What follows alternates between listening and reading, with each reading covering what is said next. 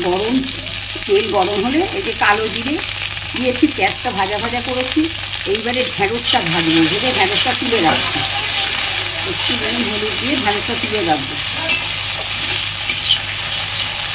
ভাজাটা ভেজে নিয়ে তুলে রাখবো।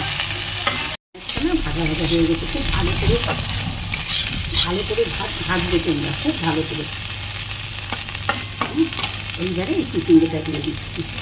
চিচিঙ্গাটা একটু ভাপ দেওয়া আছে, তাহলে খুব ভালো হয়, সময়ও কম লাগে। চিচিঙ্গাটা দিয়ে দিচ্ছি, দিয়ে একটু সর্ষে কাঁচা লঙ্কা বাটা এটা দেবো, দিয়ে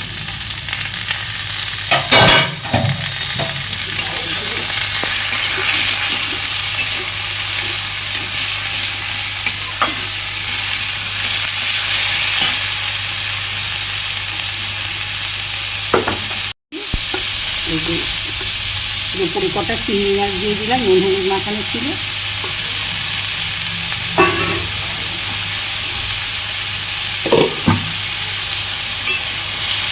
একটু ভালো করে নেড়ে নেড়ে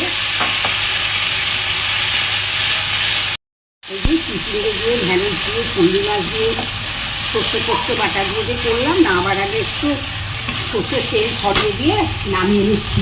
হয়ে গেছে জিনিসটা, এইরকম হবে। অল্প একটু তেল ছড়িয়ে দিয়ে নামিয়ে নিচ্ছি। বাবা